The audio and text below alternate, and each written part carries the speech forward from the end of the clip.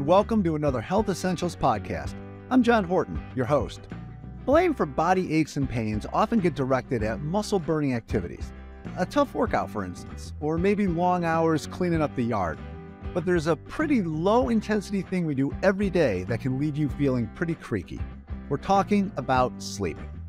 Awkward sleeping positions can put stress and strain on your body as you're catching Z's, leading to pain when you should be ready to rise and shine. So what's the best way to sleep? That's what we're going to learn today from our good friend, Dr. Andrew Bang. Dr. Bang is a chiropractor and one of the many experts at Cleveland Clinic who join us weekly to share their wisdom. So let's see what advice he has to help you rest easy at night and wake up feeling great.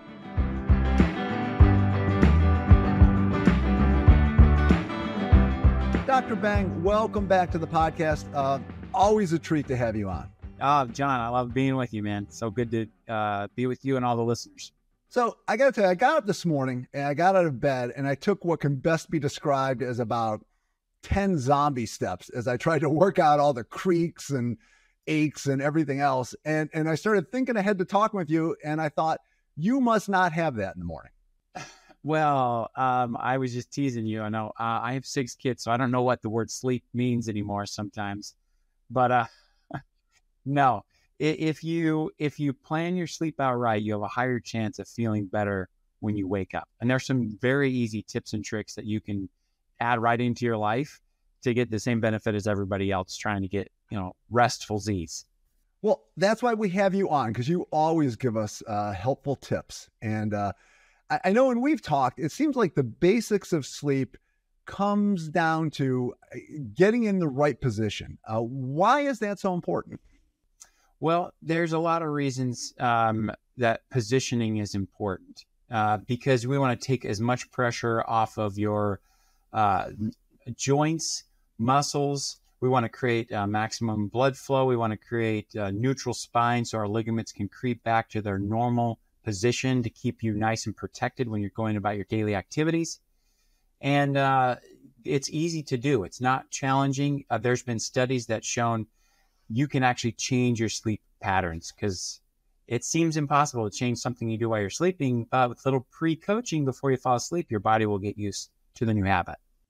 Now, let me ask you, how much fatigue can you put on your body while you're just laying down there? I mean, it just seems like your body should be at rest. I mean, how are you taxing your muscles while you're doing that? Well, that's a good point, because you think, gravity's not pushing down on me, and what's the big deal? Well, I'll tell you what the big deal is. When you're going through your normal day, you're putting a lot of stress on certain parts of your body, and we're all a little different. So let me talk in general terms so then your audience can then apply it each to their own specific situation. But let's talk about your and I situation, okay? We'll use like the contrast of us. Your job primarily is at a computer, talking with people, editing, reading, writing. Does that sound fair enough to say? It sounds exactly like how all my days go.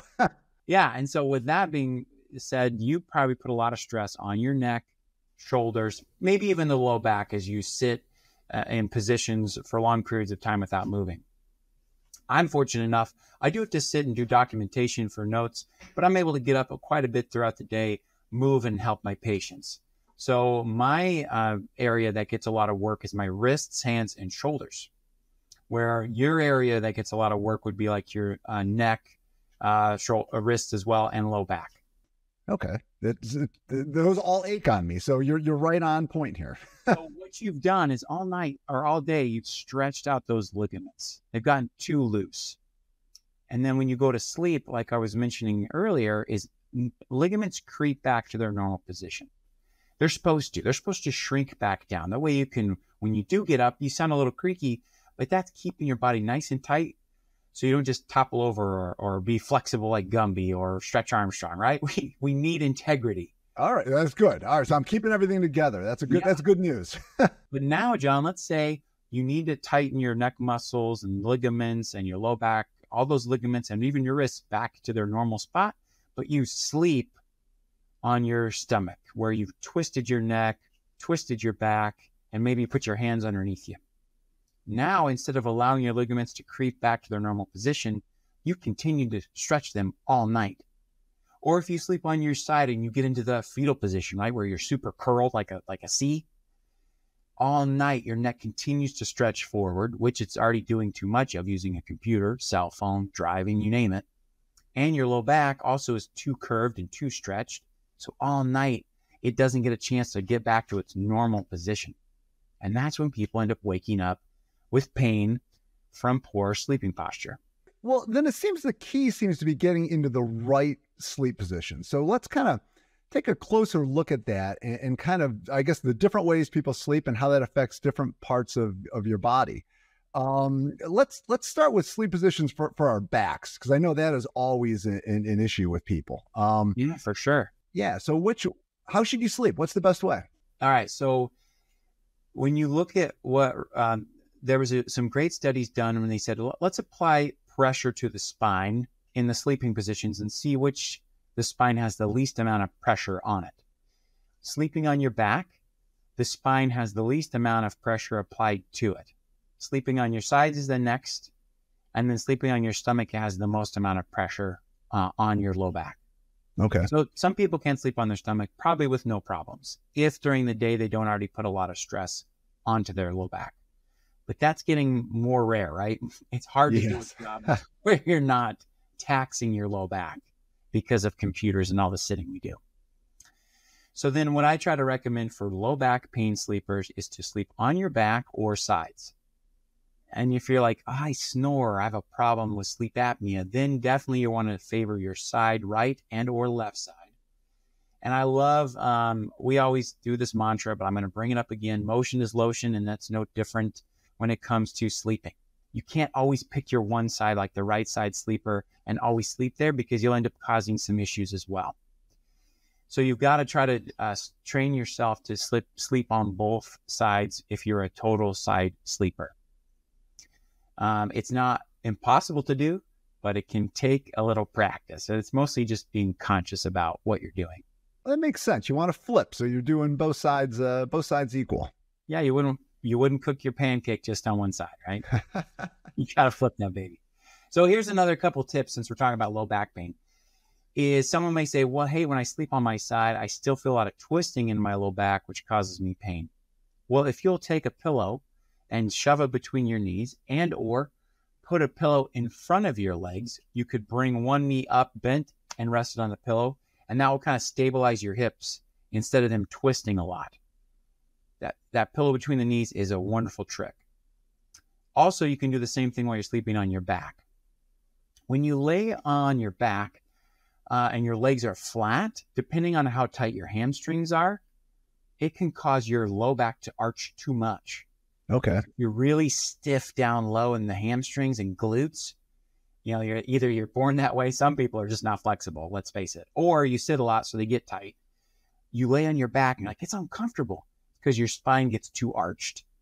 But if you'll put a pillow underneath your knees, that tends to flex your hips, well, then will make your low back relax. And so a lot of people, if they want to sleep on their back, if they'll simply add a pillow underneath their knees, that will help their back feel relaxed, comfortable, and they'll be able to doze off and sleep well. What about your chin? Because I thought I remember reading that there's something when you're sleeping on your side, or you should have your chin in a certain direction too. Yeah, sure. So moving up the body into the neck, like what's the best positions for the neck, right? Well, we could make an assumption that sleeping on your stomach is the worst. And it's true, because now you're having to turn your neck to the left or to the right for long periods of time. There's also some people who love to sleep by bringing their hand up, and they sleep on their arm, forearm, or their hand, or they put their arm underneath the pillow as they sleep on their stomach. That's been there. Shoulder problem city. It's on the, you're just accelerating shoulder problems, where you're going to be, I got my rotator cuff problems. So you got to get those arms down, even if you are still stomach sleeping. Okay. If you are sleeping on your side and you're worried about neck posture, like where should it be? Again, let's go back to the computer posture. As our neck goes forward, that stretches it over the day. If you sleep on your side with your chin tucked, you continue to stretch your neck all night long. Those ligaments never creep back to where they're supposed to be to keep you nice and tight. So then you wake up, your neck is still sore, and it feels cracky or creaky because you haven't allowed it to rest the way it's supposed to. So I try to tell people, when you go to sleep on your side, get perfect posture as if you were looking straight ahead, like almost like a military posture, or like when your mom told you sit up straight, or grandma, whatever. Get nice and straight posture, then lay your head on the pillow. And your pillow, this is such a tough question. I get it asked all the time. What kind of pillow should I use? That's the question everyone wants to know. You Oh my figure there's goodness. got to be an answer. Well, so I've read a lot of research. I haven't done a pillow research of my own accord, maybe someday. But the research I have read about pillows is not done very well. And there's a few reasons, just because there's a million variables, right? There's 101 pillows you could possibly buy. And then the issue you run into is no one's taken, 50 pillows with thousands of patients and said, okay, which pillows seem to be better for the vast majority? The research that is out there gives us a couple of guidelines, okay? They rank pillows in this fashion. They say the feather pillow, that's pillows filled with feathers, down feathers, they're the worst. Super soft They have the ones, least amount of, they seem soft, right? Seems comfortable when you first lay down, but as you sleep, as the night wears on, as your body heat warms up those feathers and the pressure and weight from your head, it crushes the pillow so it no longer is supporting your neck. Okay. The next pillow they say is like kind of in second place is the cotton synthetic filled pillows, right? Those are probably the most commonly used pillows out there, that looks like cotton shoved in your pillow. They're okay, but as they age, they'll lose their durability, and they'll also be very non-supportive. And a problem I noticed is they're often very hilly, right? Or a mound of that cotton, and the sides taper too much. And so then that's why you're always banging on them and making them puff them up and stuff like that. Kind of push the cotton where it needs to be. And the issue we run into is now the very tip of that mound is here, but then this sinks into the pillow because you got no support here, right? The feather pillow you can kind of mush down and at least support your neck too. Okay. So then they say the best pillows to have are memory foam pillows.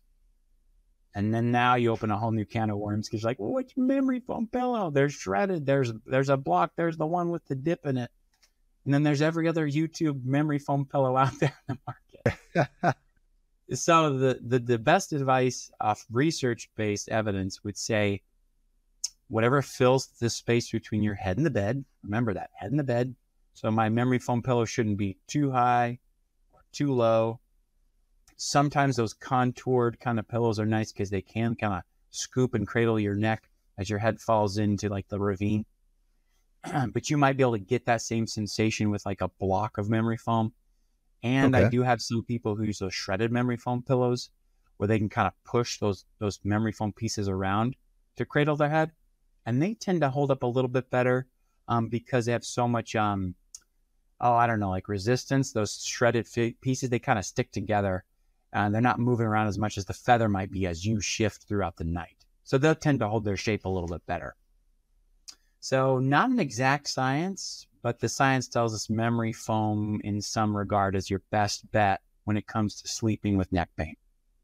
Okay. So we've hit the back, we've hit the neck. What about, and we touched on a little bit, shoulders. And I know we've talked about when you have a bad shoulder, there's things you want to make sure you do so that way it does kind of stay in a neutral position or rest throughout the night.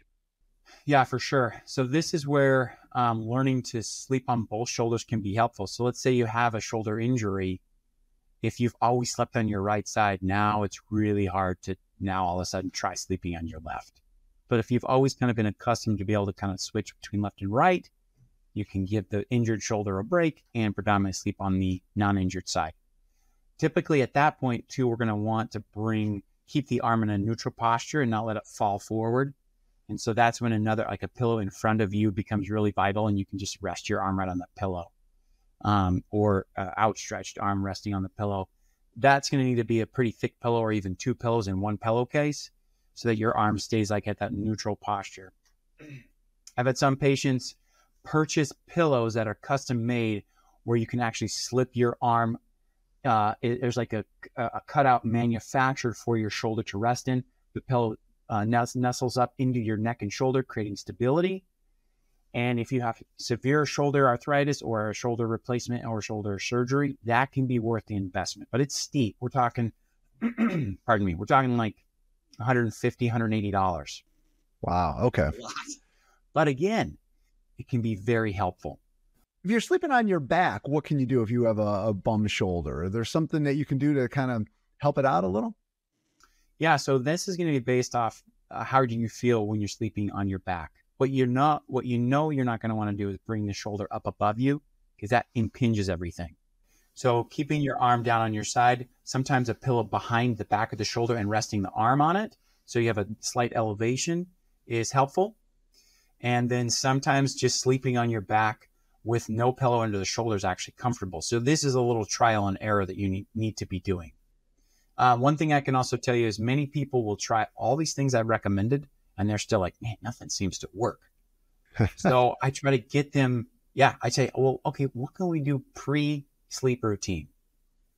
And this is where you have this, wonderful array of people who have thrown information out there on YouTube, the internet. Even I know our Cleveland Clinic website has a lot of yoga, easy chair yoga, Pilates, stretches that you can do pre-sleep. And most people don't take advantage of that. They just kind of give up. Well, I tried to sleep on my back, doesn't work. Well, if you pre-stretch and then sleep on your back, you're able to do that. If you pre-stretch the shoulder, you're able to now sleep comfortably with that pain, or at least get a number of hours of good sleep before the pain wakes you up. Because that's all that we're trying to do, right?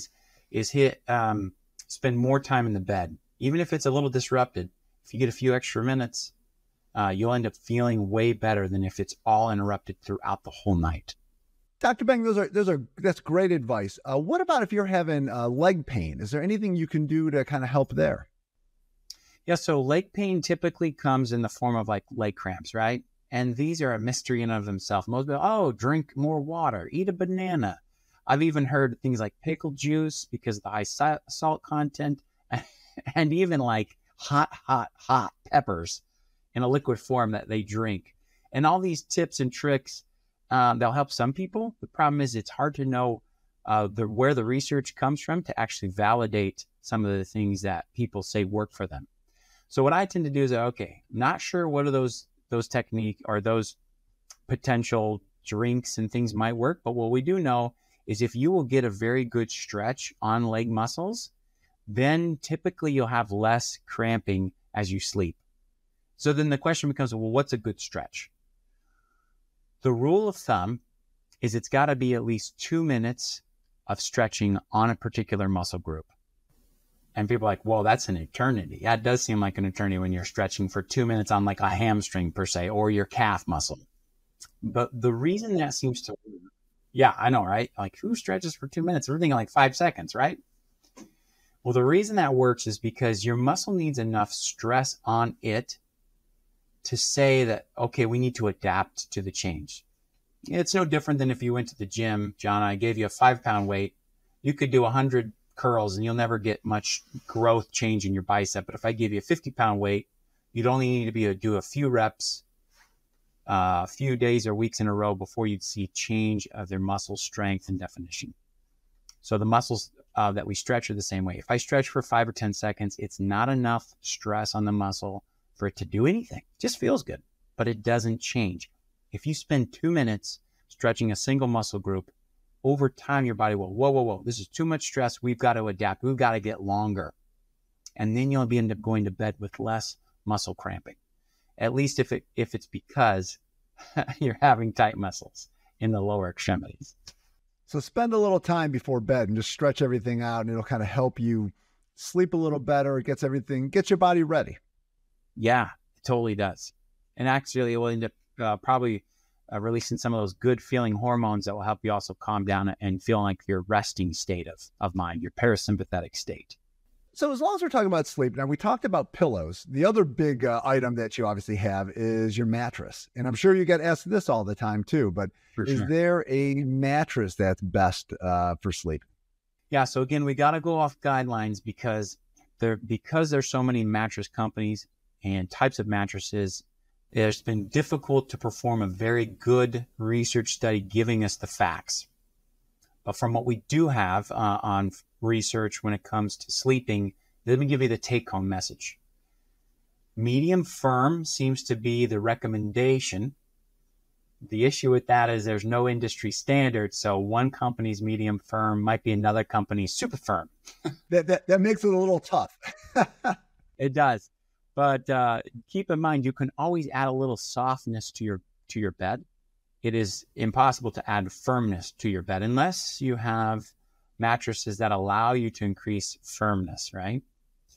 And there's different companies that have technology to do that. But for most of the beds, you can only add softness, like a pillow top or a memory foam pillow top or other types of toppers, to give you a little bit more give if the mattress feels too firm when you lay on it. But starting with the medium firm will give you the most support you need for shoulders, low back, neck, etc. Need to add a little softness, put a memory topper on. But the research would then say, okay, medium firm for standard mattresses and even memory foam mattresses, they do say mattresses that allow you to have some control over it. So these would be ones that can increase the firmness or even vary the head and the feet. Okay. They say for people who have pain, those are the best because they can change it to what they need that day.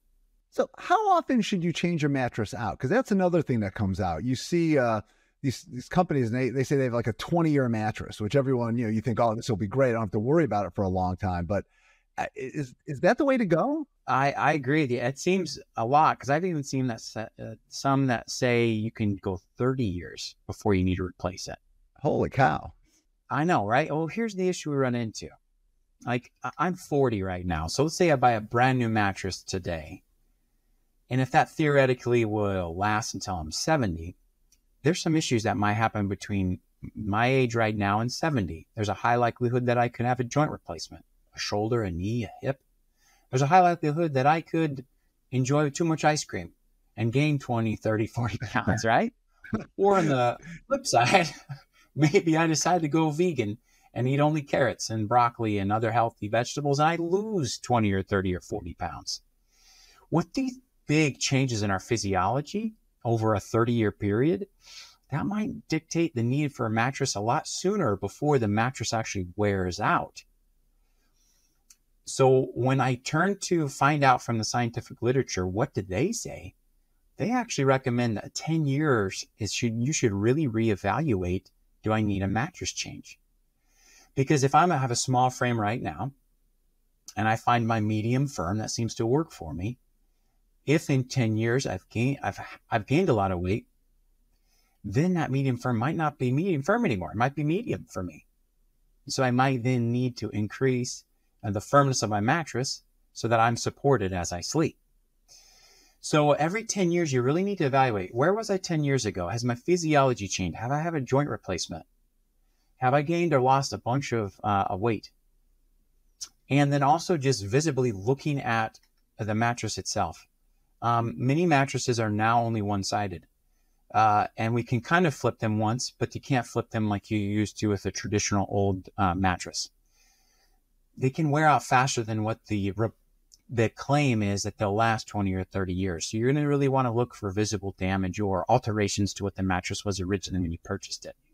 Also, like if the mattress frame that you put it on has also had, maybe that was from your previous mattress before, and so the frame or bed box spring and things is actually way older than the mattress itself, might have lost its integrity.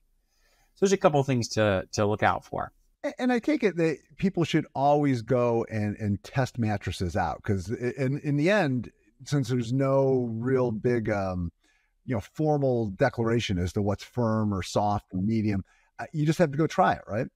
You're 100% right, John. Like, because there's not an official scientific declaration, you got to be your own investigator. You got to be your own advocate, and you got to take a nap on that mattress in the store and really get an idea if it's the right thing for you. I have to tell you, the last time I went and bought a mattress, we did that, and I fell asleep there. And so awesome. We bought it. That tells you, you must have had a bad mattress. You weren't getting some good sleep before. Well, I'm glad. That's good. It's okay. I think it's worth, because, I mean, you spend a third of your life in there. To me, it's a big deal. And it should be, you should spend as much time in a mattress store trying some things out as you do buying a car. I mean, usually a lot of people spend a lot of time and go back and forth and read reviews. And I think that's helpful. And I think spending time with a mattress is helpful. And if you want to buy an online mattress, you might be surprised a friend, a family member might already own that mattress. And it might be worth literally going to their home. Can I just lay that? Can I feel it? Can I see if it's firm enough? There's one other thing I was thinking. We were talking about this. Oh, I know. I do love that a lot of mattress companies recognize that you may not be happy with the mattress. And if they've got a decent return policy, you may lose $100 restocking fee or whatever. But I think that's worth it if you do not jive with your mattress. But I will give the warning, and most mattress companies will say this one caveat to that is you need somewhere like 30 to 90 to 60 days. There's not a definite number, but there needs to be some time with you sleeping on the new mattress. You can't make a decision that it's a bad mattress, quote unquote, just after a couple of days of sleep. And that's been something that's been documented. When you do look at the literature, they do say, hey, people don't tend to get comfortable for a period of time. So don't give up right away on your mattress. And I think mattress companies have come around to this idea. And so they're giving you this 3-month window of hey, if you hate it, return it. And I really think if you're not jiving with it in 30, 45 days, then yeah, you should really consider spending that restocking fee and just trying a new mattress. Or then maybe jump into that option of the softer topper. Well, it sounds like you probably save money on doctor's appointments later if you do that with the restocking fee. So we've covered a lot here. So before we kind of say goodbye and look to put some of these tips to use, is there anything else you'd like to add? I would just only say there's a lot of great mattresses and things, and consider your sheets too. Don't just, that's not the only thing, because a lot of people sleep really hot or really cold, and that can affect your sleep just as much as poor positioning. And then I think my last take home would be just take a little time when you're not sleeping well. It's amazing how a little bit of stretching and self-care for 10 minutes before you go to sleep. I find some people switch their morning shower routine for an evening shower routine to help relax, calm the body, get it into that parasympathetic sleeping and resting state.